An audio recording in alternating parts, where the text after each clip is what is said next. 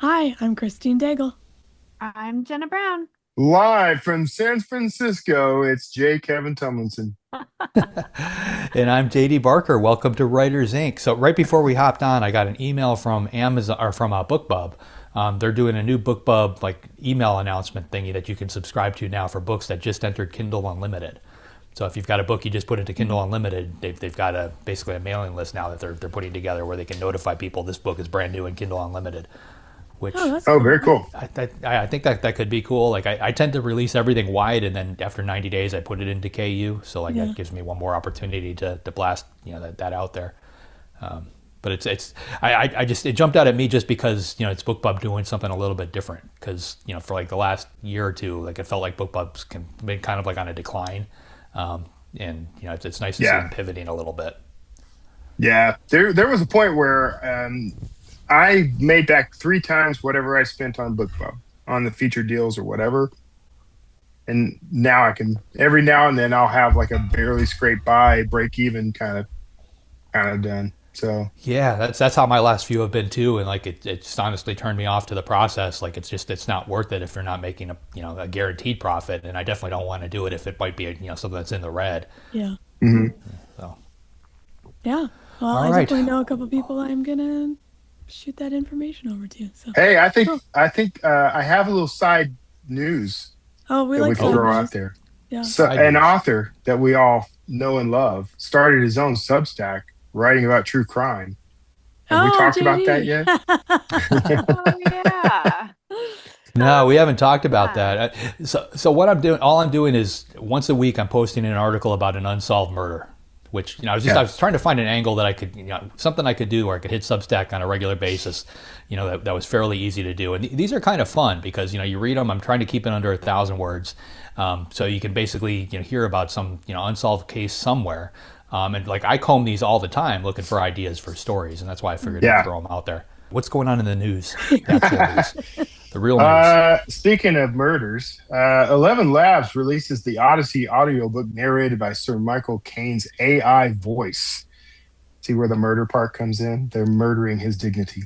ElevenLabs has released a full AI produced audiobook of the Odyssey using a licensed AI clone of Michael Caine's voice, along with 20 additional AI voices, music, and sound effects. The project was designed as a showcase for what AI narration can do. Despite using AI voices, the production still required significant human involvement. Four producers reportedly spent 6 weeks creating the 13-hour audiobook, showing that high quality AI audio productions are far from fully automated. Early reactions have been mixed. While the technology is impressive, reviewers noted that emotional scenes often felt flat, with characters lacking the intensity, fear, or anger that a skilled human narrator might bring to the performance. Silly question, but is Michael Caine still alive? Oh, I thought he was not, but No. now that you say that, I I'm think honestly not sure. he I don't remember him. died in the last few years, but that's I what can. I remember. So who licensed Okay. his voice? Him or someone His He else? may have, yeah. well, he may Oh, have, he's but still alive. oh, is he? Yeah. Okay. He is What? 93 years old. Yeah, All I didn't right. remember a notice or anything like that. Yeah. I mean, honestly, I think this is going to fall in that same problem that they have with it with anybody else who uses AI as a voice. It doesn't have a soul to it, like, and it's very Yeah. difficult to follow. Like you listen to it, it sounds perfect, it mimics the voice perfectly, but it's lacking whatever that element is that tells us that this is something we should actually pay attention to. It's like listening to white noise. Yeah. Yeah, the emotionality and like those slight nuances in vocal delivery. I mean, I guess, we experience that in normal audiobooks, right? Like there are some audio narrators that are just better than others because they're just able to deliver better. They're not just reading the text, they're actually like acting it, Yeah. being a voice actor versus just a narrator. So, yeah, I don't know. I really think Yeah. it goes beyond that. I think that human element not being there, our brain just does not want to pay attention to it. It tunes it out. Yeah. And the only thing I can compare it to is like we've got a forest behind our house, and if I'm standing in that forest, like just facing in the opposite direction, and somebody else walks into that forest, or an animal is out there, like a deer or something, like I know and like you can sense that other thing is there, like that presence is there. And I think in audiobook narrations it's the same thing. If that human element is missing, our brain just it writes it off, like not something that we need to listen to. And I don't know that they're going to be able to overcome that particular hurdle. Probably not. No, I don't know how you fake emotion. Like that would be a very complex programming algorithm of, predicting which words go with what emotion. And yeah, I don't know. That sounds very I've been likely faking impossible. emotion for years. Oh Well, my Not God. that hard. Yeah. All right, next up, Porter Square Books launches book review. Porter Square Books has launched a new publication called the Porter Square Book Review of Books, which will publish regular reviews of new releases across adult, children's, and genre categories. Reviews will be written by booksellers and writers in residence. The bookstore says that the project is a response to the ongoing decline of professional book coverage, noting that newspaper book sections and traditional review outlets have been shrinking for years, making it harder for readers to discover new books. Store co-owner Josh Cook argues that booksellers already do much of the work of reviewing books every day, reading, evaluating, and recommending titles to customers, so creating a dedicated review publication felt like a natural next step. I really hope these guys are smart enough to get an email address that's not from Gmail when they start soliciting authors to do this. I'm sure it will be good. I don't know if you remember, we had Josh Cook on the show a while ago with when we were talking about booksellers, and he's always doing innovative kind of stuff. I think his store is like a co-op. It's like a co-ownership, and he's written a lot of books on indie stores and fighting against Amazon, and he's been a pretty big voice out there. So yeah, I think this is great. Like he said, booksellers are kind of the tastemakers anyway in the indie bookstores. So if indie bookstores start having lists that people like, I think that's only a good thing to get more exposure. What's interesting to me is I can honestly say I have never in my life bought a book because I read a review about it. And I know I'm probably an oddball, but I just don't see the value in reading a review for a book or a movie or anything else, honestly. I read reviews quite a lot, actually. 1-star reviews are usually how I can tell if I'm going to love something or hate it, because those tend to be super honest. And then they'll tell you what their issues with the book are, and sometimes like everything they list, you're like, I don't know, that sounds like my kind of jam, and you end up that's a good point. I do look at negative reviews, but mostly just for the smiles. But I have read like positive reviews that make me curious about a book. If I'm on the fence about a book, a review can sway me to give it a shot.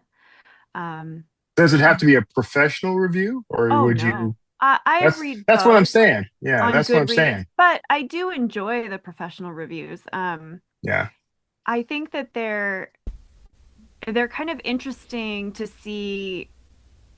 I think if you particularly are kind of going after a traditional publishing, like kind of more commercial route, reading those traditional reviews kind of put you into what that commercial space is looking for and what they think about and like how they view. It's not like, for me, it's not about the specific book they're writing about. It's kind of more that overview of like what themes they're picking out, like what drew them to that book. Why do they like it? Why are they reviewing it? Or why are they panning it? Yeah. And you get your reviewers that you find your taste is similar to as well. And then you'll kind of follow them. And I like reviews. 1-star reviews are great. Too much murder, too many curses. We're in, right? Yeah. Okay. Well, a lot of these industry reviews tend to open doors for, like libraries tend to read a lot of these types of things. Other bookstores tend to read these types of things. It's funny as this sounds, like I don't actually read book reviews. Like when I buy a book, like if a friend recommends something to me or like I hear about it, like I typically just go in and just buy it. But like I just bought a power pressure washer, and like I read like all 33 reviews over at Lowe's before I pulled the trigger on it. But when it comes to a book, like I've never, just because like when you go through them, like you get, there's such a mix of people, some like it, some don't like it. And like, I walk away without any real, education on whether I'll like it. I literally walked into a Barnes & Noble the other day and decided I would pick up any book at random to read. And that meant I picked up The Lighthouse at the End of the World. You guys seen this book? I've seen it, but I haven't read it. Philip A. Sugar's I didn't know anything about it. It hasn't grabbed me yet, but it turns out it's like a contemporary fantasy book. So was not expecting that. There you go. I love going into books blind. I mean, I do that a lot because I review books, and a lot of times they just get assigned to me, and so I don't bother reading the blurb because why? Just go Yeah. in and read it and see what happens. So I'll just randomly pick things on my Kindle sometimes and just read it, and it's kind of fun figuring out what genre and what's going on. Yeah. Yeah. All right. Final story. Former Tinder CEO named president of Entangled. Entangled Publishing has hired the former Tinder CEO as its new president and COO, as the publisher wants to grow beyond books and become a broader media and entertainment company. The new CEO brings experience from Tinder, SoundCloud, Viacom, and Warner Brothers, where she focused on building large consumer communities and using AI-driven personalization to keep audiences engaged. Entangled says it plans to expand into franchise development, fan experiences events, and community building, giving readers more ways to interact with stories and authors beyond buying books. I love this. Yeah. Entangled, they always have been, I think, when it comes to interesting marketing, one of the publishers that I think has done they always have interesting marketing for their books, and now that they've expanded into new imprints and they're bringing, I think it's time we start swiping. What's Swipe swipe right. right? Is that good? I don't know. Yeah. What do the I've actually kids never say used today? Tinder because, yeah, I think I've been in a relationship since before Tinder was a thing. But Oh, But is that I what Tinder is? yeah, it's a It's like a dating one. dating It's a app? dating site. Yeah. Like the swipe right Oh, site. But okay. Well, that makes a lot more sense. yeah, no, I think it's cool because I mean it just goes to show that a lot of publishers are looking outside of Mhm. what they've been doing for new ways to build community and new experiences for fans. So I think it's going to be a lot of fun. Maybe we'll get Yeah. this Tinder app for books binder. Swipe right on if you want to read Binder. this book. Swipe right for Call a it. book boyfriend. Yeah. Ooh. Uh, Keep talking. I've got ChatGPT listening in. yeah, I think it'll be interesting. I mean, Simon and Schuster was kind of the first one, right? When they ended up getting bought by someone outside of publishing and kind of, Hmm. you know, exploring different routes. So Yeah. I'm all for this. I think it's exciting. Yeah. It's fun for sure. All right. JD, who's up this week? This week we've got Maurice Broaddus coming on. Maurice is a fantasy and horror author best known for his short fiction. He's published dozens of stories in magazines and book anthologies, including Asimov Science Fiction, Black Static, and Weird Tales. His latest novel is called A City Dreaming, which has been described as Black Panther meets The Expanse. It releases June 30th. Here he is, Maurice Broaddus. So, you have a new book coming out. Yeah, you do. A City Dreaming, which is book 3 in your Astra Black series. And Yep. it's been described as, I think, Black Panther meets The Expanse, meets Game of Thrones, which is a fantastic comparison. Right. And yeah, we're going to talk about that in a little bit, but we have a lot of writers who listen to this show. So let's start at the beginning with your origin story. Your origin story. How did you get Uh-oh. into this business? How did you get started writing? Uh, well, those are two different questions. Take it any way you want. All right. So I got started writing because I was actually born in London, and then we moved to America when I was young. I was 6 years old. So I moved from London, England, to that booming metropolis known as Franklin, Indiana. And they did not know what grade to put me in, so they ended up skipping me into like second grade. And they knew they probably should have put me in third, but they're just like, "Yeah, you're already the youngest and smallest kid in the class, plus the only black kid in the class. Mhm. So why don't we just we'll leave you in second." And so, but then my teacher, her name was Mrs. Rainey, I'll never forget. And then she just said, "Look," she gave me a stack of blank paper, and just set me in the back of the class and said, "Just create stuff. That's your school year." And I'm just like, man, I mean, the American school system is great. Um, and so yeah, so that whole year, all I did, I made like little prayer books and poetry books and story books, and that's all I did. And I didn't realize at the time that I was learning the discipline of writing at the Mm-hmm. time. By fifth grade, I think I'd gotten an honorable mention in a citywide essay contest. By high school, my teachers my teachers recognized I had a pretty good talent at writing, and so they gave me my own curriculum and own reading schedule. Um, we'll put a pin in that because right now it sounds all glorious about, oh man, they recognized my genius early. Da, da, da, da. Having now been a teacher, I now realize what they did. Because you give an assignment like, hey, for the next semester, we're going to put together a 15-page, do all this work to put together a 15-page essay or Yeah. a 15-page report. Da da da. Yeah, 15 pages is nothing to me. So I did it overnight. Right. I'm now done with the assignment that's supposed to take us the entire semester to do, which means I got the entire semester to just jack around in class.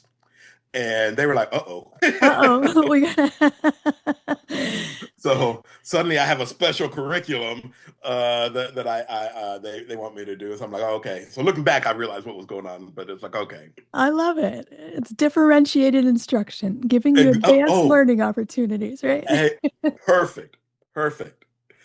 Not we're trying to keep the troublemaker busy. That's it. And then then in college, I'd actually quit writing so I could focus on being a biology major. But Mm, but then I think after 2 years, I had this itch, and I was like, something's not right with my life, and it was just I have to be writing something.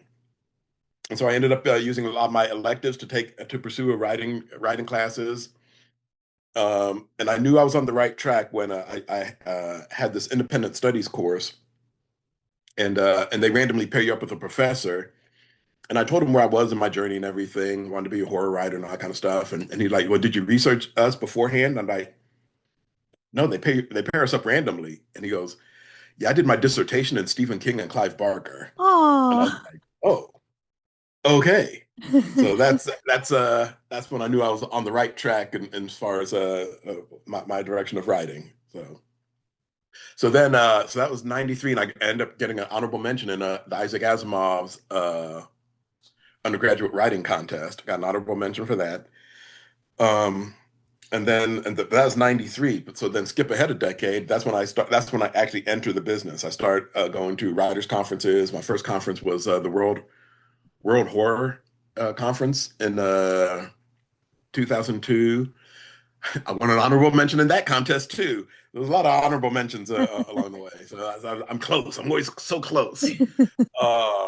But then the next year I did win the short story contest. So I'm like, finally, that's when I'm like, oh, I've broken through now, because I won that contest. Part of the prize for winning that contest was they published me in Weird Tales magazine, and Oh, that's so now I awesome. have my first major credit on top of that, and so then I'm just off to the races at that point.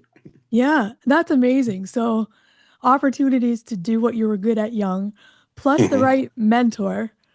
Yep. And it's so nice when people get support. We don't get enough of those. Right, right. Well, I mean, and you say that, and I'm looking back, and it's like always when I was ready to take the next step, there was a Yeah, mentor to come along. So getting to world horror, for example, I didn't know anything about that side of the business. I knew I had finished a novel, and no one tells you what to do with a novel once you're done with it. correct. And so what I ended up doing is I'm a big comic book collector. Yeah. And so I wrote my favorite comic book. It was Starman. James Robinson was the writer, so I write into the comic book and I just lay it out like, here, I'm a horror writer. I've just finished a book and I don't know what to do next. And can you help me out? And and he publishes the letter in the comic book. And then, but his only reply was, man, I probably should do an advice column for writers. And that was all that he actually said. But because they published my letter and my address, about 3 weeks later, I got a letter in the mail. And it's this writer, his name's Wayne Allen Sally. And he's like, World Horror is going to be up in Chicago this year. That's only like 3 hours from you. Why don't you come up and then I'll introduce you to some folks. And that's literally what happened. I met up. it's fun trying to explain to my wife, okay, honey, I'm going to go to this conference, meet connect with a guy I've never met before so he can introduce me to a bunch of people I don't know. Okay. But you know what? That really is the way to do it. Like Oh, for yeah. people who are starting out, make friends. Make friends. Go to conferences and conventions and make friends. That's it. Absolutely. And the friends I made at that World Horror in particular, I'm thinking back and I got, there's at least a half dozen of them that became lifelong friends. I mean, they're my friends to this day. Yeah. And I mean, that's how we met. We met at Confusion. I was hungry and I didn't know anyone. And I said, please adopt me. And we had dinner together. Right. Like, come on.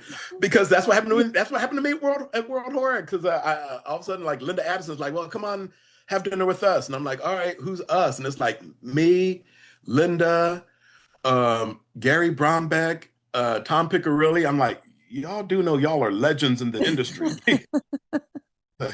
Well, would y'all invite me? And they're like, come on, no, you're come on, join us, have fun. I was like, okay. Yeah. So. I mean, the writer community for the most part is amazing. Everyone is friendly. No one is like, even if they're many steps ahead of you, they want to help, new authors out. And every convention I've been to has been wonderful meeting people. So yes. Highly recommend. Okay. So now you've got your first horror novel. Mm-hmm. Is that the one you ended up publishing? Was that your debut, or what happened with that? No, that novel actually never saw the light of day. In fact, my first 4 novels never saw the light of day. Yeah. But the 5th novel, Kingmaker, that became my first novel published. And so that began my Knights of Breton Court series. And so, and I wrote it as a coming-of-age horror novel. But then when the publisher bought it, they were just like, "Yo, nope, we're going to do this as an urban fantasy novel." So I'm like, okay. What about all the zombies in it? Like, it'll be fine. It'll be fine. I'm like, okay. And so that became my first novel published. And and then it was just a matter of like, all right, I guess I'm in it now. So did you go direct to publisher, or did you find an agent for that, or? Oh, I went. Most of my career has been, exactly what you just said. I make friends, and then figure out the business side of it later. So I'd made friends, and that's how I got the opportunity over at Angry Robot, was through friends connecting me and everything. And then I got the publishing deal, but now I have this 14-page contract in front of me, and I'm like, I should probably get an agent. Yes.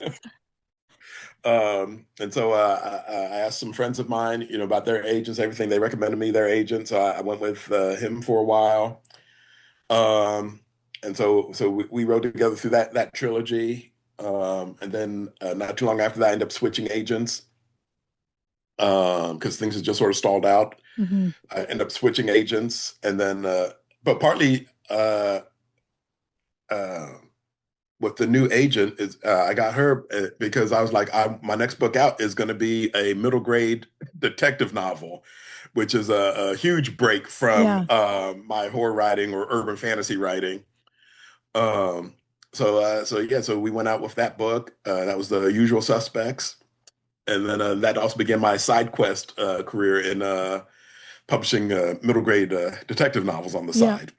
Yeah, I mean, we don't talk about that a lot. Like, a lot of authors have multiple agents throughout their career just because they don't represent, like if you want to switch genres, they don't have the contacts for that, right? So you got to find someone who has those contacts.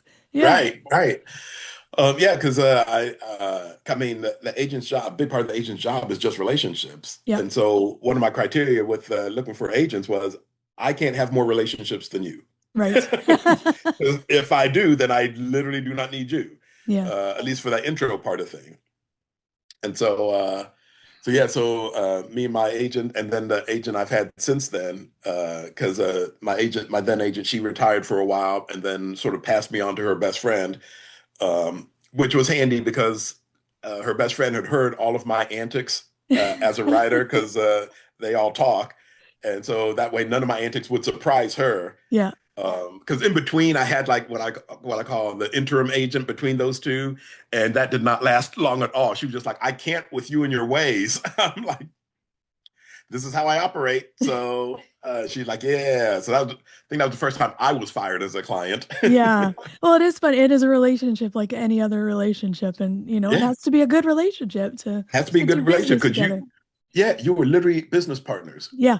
Yeah. And so, so even to this day, even though I have my current agent, my former agent, even now that she's even back in the business, I still look out for her because like Mhm. several of my contracts were through hers, which means she still gets paid through those contracts. Right. So I keep a great working relationship with all of us, and yeah, because it's like, hey, I told you I was ride or die with you no matter what. So here we are still. That's it. Yeah. Yeah. That's so important too, just to keep good relationships and with the people who are still getting your money. So, Right, right. so now you have all these books out. Are you still working a day job like most of us? Um, the short answer is yes, Yes. but. And there's a huge but there. So I am the librarian at this is a private Christian school. I'm their librarian because I helped restore the Paul Laurence Dunbar Library in that Nice. space. And so it's a historic library. It was like the first library to serve the Black community in Indianapolis. So I helped restore that space, and then I'm the librarian of that space. But it looks an off and so on the practical side of things is I get my benefits through that position. Yeah. And then the other practical side of it, like literally the job is the school's paying me to get my writing done on the clock. Perfect. So I'm like, I'm good. So even if I don't actually sell anything, my time is being paid for. Yeah. So I'm fine. Um, And then I also do work through an organization called the Kepler Institute, which is Yes. it's a grassroots community organization. It's basically focused on community wealth building by investing in young leaders. So a lot of my job is just more mentorship. So I'm mentoring at the school essentially through teaching. I am mentoring in the community through the Kepler Institute. I'm not in Indianapolis right now. I'm in another city because one of my first students I ever taught is now graduating from college, and he was having his senior show, and so I surprised him by showing up at his show last night. Nice. So apparently I never get out of the mentoring business. Yeah. Well, Uh, good mentors are so important I yeah, mean, what you had them and passing that on is fantastic. exactly. And that is a great segue because I saw you dedicated your book to the Kepra Institute. Mhm. Yeah. Do you want to talk a little bit about that? Yeah, yeah. Yeah. So when I was first coming up with the idea for the After Black trilogy, and again, I was pitching to a friend, and the friend was like, you got any ideas? And I was just like, oh yeah, like sort of like Tales from the Hood, except with throughout the galaxy, type thing. And she was just like, yeah, write that up as an outline. Let's do that as a book. And I'm like, okay. And so that became the After Black trilogy. But the world building for it um, was sort of like a community thought exercise. And so through the Kepler Institute, I kept asking in different spaces we were in. It's like, hey, what if we win? Right? What would the world look like if we could build a community on our terms? Yeah. So, what's the kind of future we'd like to see? And in fact, what is it we're actually working towards? So how do we reimagine things like the education system and economics and governance? And how do we rethink cultural priorities so that, in fact, what emerged from that conversation was the fact that people were saying, like, what if artists and scientists and teachers were like the highest aims for people? And then having like this intergenerationally led community. And then what if like the starships were powered by jazz music? Because Because why not? just because, exactly. Because what I remind people, like, we create with a blank page, Yeah. right? So I can have starships powered by jazz music because. And so that's how the world of Muungano was born. And I consider Muungano, the community itself, is the main character of the series, right? And the reason I dedicated it to the Kepler Institute is because Muungano is basically the Kepler Institute, except instead of just being a community, a neighborhood organization, it's now an intergalactic community. And so, all right, so now what does it look like as this intergalactic community? Yeah. I think that's so wonderful. And I've kind of loved sci-fi has been traditionally a bit more community based, whereas fantasy was more individualistic, but has had a huge shift towards, stronger together, which is kind of Right? cool to see. So I love the idea of the community as like the main character, and that's Yeah. amazing. Yeah. Um, yeah, so okay, this is your third book. How has that journey been, writing a whole trilogy and Well, so it's just I'm laughing because like all right, so like you got book one, right? So yeah, Sweep of Stars. And so you have and the big theme of Sweep of Stars is we are establishing this culture, right? And so you have this generational starship that's exploring this wormhole. You have this the what I call the HOVA, which is their military unit, and they're exploring this world on the other side of the wormhole. There's this murder mystery that's going on because one of the leaders gets assassinated. And so you have all this politics of secession going on, and so you have that all that's going on in book one. So and then in book two, in Breath of Oblivion, the big theme is, all right, so what does it look like to carry the culture with you no matter where you go? So you could be imprisoned on a secret black site on some on a planet. You could be on another planet learning this ancient magic system. You could be caught between two warring alien factions, or just flat out lost on the far side of the galaxy, right? And so, and that's or be at ground zero as you got this war brewing between original Earth and Muungano.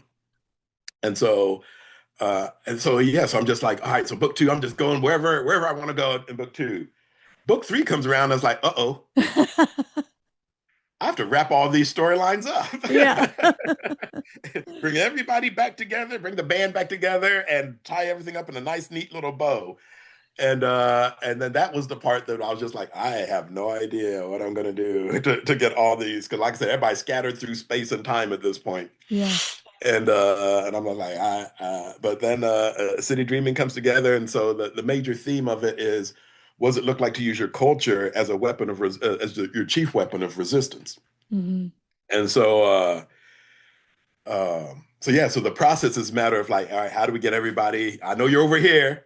I got to get you over here. I know you're over there. I got to get you back over here. And I know I'm trying not to do too many spoiler things, but let's just say some people were lost in time, but I got to get you from there back to here. yeah. And so the whole book is, and then again thematically tie things up. And so yeah, it was It's a yeah, lot. Yeah. it was a lot. It was a lot. That's it, doing a book is a lot, but then yeah, doing the series and getting the whole arc and making each one satisfying and tying it all up is a Mhm. challenge. Yeah. Did you outline it or are you pantser? I'm more outliner than pantser. Okay. Because but even that, because like when I sold Sweep of Stars, I had to turn in an outline. But even as I Yeah. turned it in, I said, "You do know this is the lie we're all agreeing to, right?" Yeah. And everybody's like, "Yeah, we know how it goes." And I'm like, "Okay." So even though here's the outline, this is just the stuff I'm pretty sure is going to happen. Don't know if and that's all that's going to happen. And Yeah. sure enough, everybody had like their little side quests and everything on their way to the resolution. And frankly, my editor was just like, "Yeah, I did not see that ending coming at all. I mean, it makes perfect sense, but nope, didn't see that one coming." That's always a good thing when you can surprise your Right, editor, right? right, exactly. That's awesome. Well, that's great. And so that's wrapped up. And what's next? Can you talk about your next project? Yeah. Yeah. So A City Dreaming officially comes out at the end of June. Yeah, and that'll be airing on your pub date. So, hello. It's going to Okay, be out now for everyone who's listening. perfect. But I say that because at the end of January, my next book drops, Okay.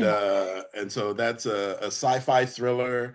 It's me and Wayne Brady have written a book together, hmm and it's called Hard Times, and it's basically about a father and son. The son has been disappeared by a small town sheriff, and so the father's trying to find him. And the son, so on one side, you got the father who's looking for his son because they've had an estranged relationship, but his son's missing. So it's like all that stuff is forgotten. Let me find my son. I need not a chance to make things right. On the son side of things, when the sheriff tosses him into jail, the jail is actually a portal and it sends him back in time to a 1950s prison farm. Ooh. And so the son's trying to figure out how to escape this 1950s prison farm while the father's in the present trying to look for the son. So it's a fun book. That is fun. You Yeah. had me at Jail Portal, so I'm in on that one. Right, right. So how did you get writing with Wayne Brady? How did this happen? I love this as an origin story. He had taken a deep dive into Afrofuturism Okay. and was wanting to learn more about different Afrofuturist writers. He came across my name and then ran across Kingmaker, the book I was telling you about at the very beginning. And so he read Kingmaker and then reached out to me over Twitter and goes, "Hey, I just read Kingmaker. I just want you to know I'm a huge fan." Oh, that's awesome. And I all but printed out that tweet and put it on a T-shirt because I was just like, "Hey, y'all." I mean, none of my people could talk to me for like a week. I'm like, "Wayne Brady's a fan of mine. How you like me now?" That sort of thing. And so, but then he reached out and just like, "Hey, would you ever have time to sit around and talk story ideas?" And I was just like, "Sure." And then when we got to talking, turns out at the end of the day, it's just two nerds getting together. Yeah. I started talking about different books, and it was over. The first meeting was over Zoom, and so I'd mentioned a book, and like he would just reach off camera, and then pull the book into view. Goes, "You mean this book?" And then I'd mention another book. He'd reach off camera again and pull it back into view and go, "You mean this book?" And Yeah. I'm like, "Oh, you one of us. Yeah. Okay. Yeah. Okay." That's when you And know so, the collab's gonna work, right? You're on and the that's when you same. know it's gonna Yeah. work. Oh yeah. And so then yeah. And so he gave me the pitch for Hard Times. Well, actually gave me 3 different pitches, and I was like, "I think Hard Times is the move." And then he's like, "Hey, you want to write it together?" And I'm like, "Yeah, let's do that." And so that's what we end up doing. That's very cool. So excited for that collab to come out, and yeah, I'm wishing you all the success with that. Thank you. Man, we haven't even talked about, you've done some IP work for Marvel's Black Panther. You want to talk about Yes. that? Yeah. Yeah. We should talk about that. Yeah, I guess we could squeeze that in. Yeah. So it was right in the middle of me writing the Astro Black trilogy that Marvel reaches out and is like, "Hey," I think at this point I'd done some other IP work. I'd written a short story, a Black Panther short story for them. I think I'd either already or just been asked to write a Captain America short story for them. I'd done work in Aliens versus Predators, and I think there was one other IP I had done work on. And then Marvel's just like, "Who are you? I mean, you're just popping up in all these different publishing spaces that we're connected to. Who are you?" So they were like, "Well, we want to do we're interviewing some writers for this Black Panther project. So can we schedule an interview with you?" And I'm like, "Yeah, sure." And so when the interview comes up, I'm still at school at the time, and so the camera comes on, and so in my classroom. Like all the kids would always say, if they come to my classroom, the running joke was, "Oh, we got to go to Wakanda," because my classroom has all these like African print curtains. I have all these masks hanging up, and then plus all this Black Panther memorabilia all through my classroom. So the camera comes on, and got all these Marvel folks in there, and they're like, "Oh, you must have prepped for this interview," and I'm like, "No." And they're like, "Well, we see all that Black Panther stuff," and I'm like, "No, this is how my room looks all the time." Yeah. And you could tell they didn't buy it. And so then I reach behind me, I go, and I pull down this picture, and it's a portrait of Chadwick Boseman. And I said, "This was done by one of my students when Chadwick passed," because she said, well, if Black Panther just died, I know Mr. Broaddus is going to feel some way, so I made this for him. And normally I choke up, when I even talk about that story. Yeah. And I said, "So yeah, this didn't just happen just because you scheduled this interview with me yesterday. This is my world." Yeah. And then they go, "Well, I think our interview process is over. We're done. You've got the job. We're done. You got the job." So yes, that's how it came about. And then And then what ended up happening is obviously all the folks in my world knew that Black Panther was my favorite character, and if I got a chance to write him, it's like, hey, I don't know what to tell y'all, but like the Astro Black trilogy said, nope, we get it. So we'll put a pause on Breath of Oblivion till you get that done. My middle school series, they were like, nope, we'll put a pause on things till you get that book done. And so I basically had 3 months to write a Black Panther book. Wow. Then I got that written, and then all the other books were due. So in a span of about 4 or 5 months, I basically got 3 novels done. Just a little stressed, just a little bit. Just whew, yeah, it was a Oh. really rough. It was a rough summer. Oh, that's amazing. I love that. I mean, you've had such a fantastic career. I appreciate you coming on and sharing it with us. Yeah, absolutely, absolutely. Just as we're wrapping up, we like to ask everyone one question. If you could give Sure. some advice to newer or aspiring writers, what would you say? Mm. I know the first thing I impart on my students is the first thing that was imparted on me from my high school teachers, because the big thing that they said was writers finish things. Mm-hmm. And so like with and I know how easy it is to always want to write the hot shiny thing, but writers finish things. And so it became my discipline and my practice to, like, if I start something, I finish that something.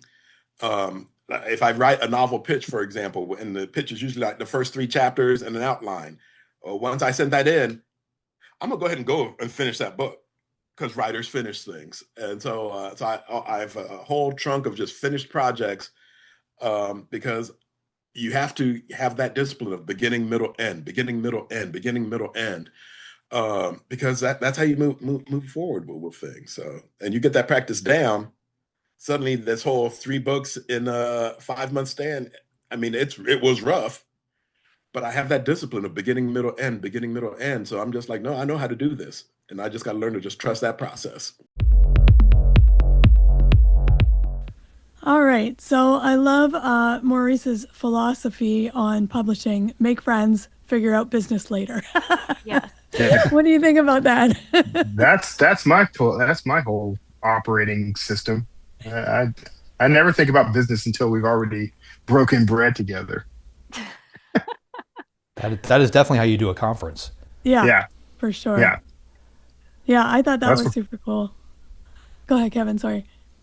no, I wasn't interjecting anything important, but I will say, can I say this guy ticks me off, if in a good way though, because I'm like, Like, what? oh How? man, I could have had that career. I could have done all the things he did, and I went a slightly different path. So I'm only ticked off that he got the kind of career I always wanted. That he did Because I it would love to right. write for comics. Yeah, Yeah.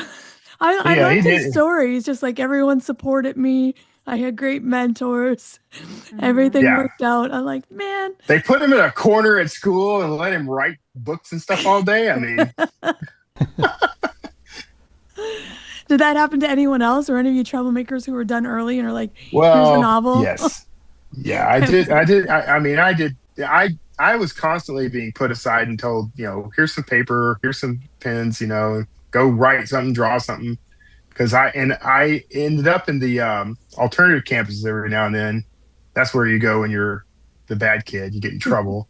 And I was given a lot of free reading time, but for the opposite reason, because I did my work fast and I was rewarded for reading, and I really liked that reward. And so I continued to be a good student and get my work done so that I could finish reading books. see, that's the thing. They kept putting me off by myself, thinking it was a punishment, not realizing that that's what I wanted all along. Maybe they knew. Oh. Maybe they knew. Um, yeah. So he's done a lot of cool things. Yeah, a lot of um interesting A lot of comics, origin stories. a lot of origin stories. But I was just like, oh, I just think the wildest thing is that just like Wayne Brady DMs you in your social media. It's like, hey, you want to Yeah. write something with me? Have you ever had anyone reach out to you like that, just out of the blue? JD, I'm looking at you. You must have had this happen. I have, but I'm trying to think of one that I'm actually allowed to talk about because they're all related to memoirs. So I got phone calls from some people like totally out of left field. I mean, I got one yesterday that I would love to be able to talk to you about on the air. I'll tell you guys after we hang up, but it's not something I can put out there publicly yet.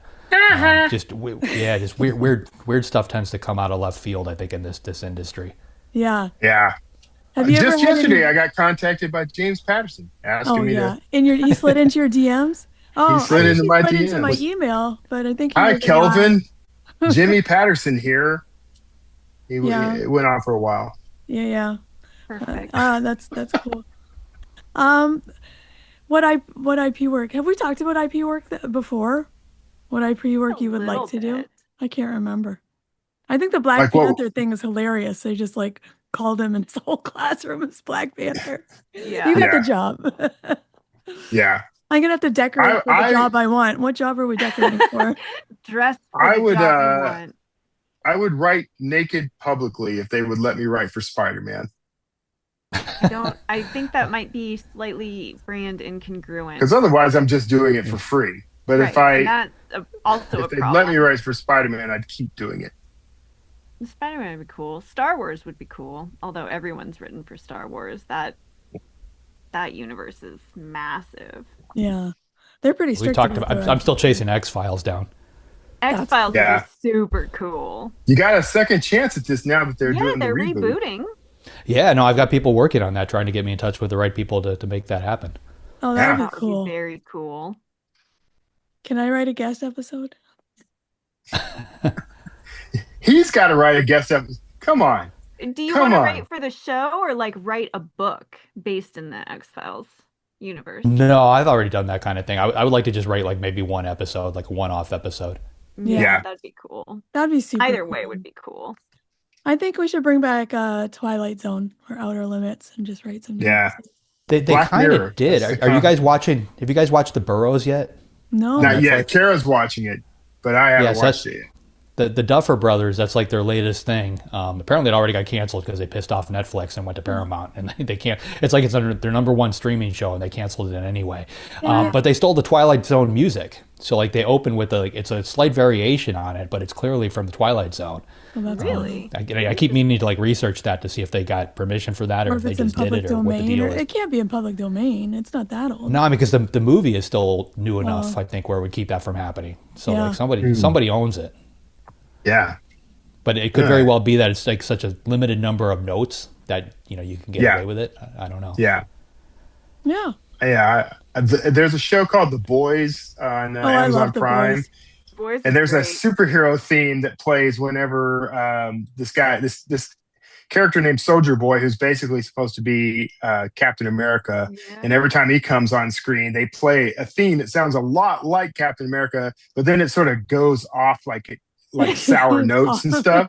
So, I am just jealous of the Biz Markie Day T-shirt. I want one of those, so I had to figure out where to get one of those, and that is a reference for all of you Gen Xers. Biz Markie. Anyway, he as said something in this interview, by the way, that I Oh, thought go was ahead. great about outlines. Because he said, this is just the lie we're all agreeing to, right? And then he went and wrote something completely different. And it makes me kind of question, like, what the point of an outline is when they all, you almost invariably go wildly off the outline. yeah, and I I know think it's just part of the JD's business, about to drop right? science on me about what it's. It's just part of the, Yeah. the business deal. I think the corporate stuff, like this is a product, and they go, okay, Yeah. I don't, Yeah. show you got something tangible. Anyway, That happens a lot, I think, with particularly with book authors have a second book deal. Like they get signed on the first Yeah. one, and it's got a second book attached to it, and they just turn in their idea or their outline for the second one, and end up writing something totally different. Yeah. But yeah. Yeah. Anyway. yeah, okay. Well, as Maurice said, writers finish things, so let's finish this episode. JD, who's up next week? Next week, we've got David Heska Wanbley Whedon coming on, longest name ever. David's first novel, Winter Counts, won the Anthony Award for Best First Novel, the Thriller Award for Best First Novel, and was nominated for an Edgar. He's back with a sophomore effort, Wisdom Corner. It's a thriller about life and death on the Rosebud Indian Reservation. It releases on July 7th. Sounds great. If you'd like to be notified as soon as new episodes publish, make sure you go to writersincpodcast.com and sign up now. We'll see you next episode, and have a great week of writing. Thanks for listening to this episode of Writers Inc. Access the show notes and leave a comment at writersincpodcast.com.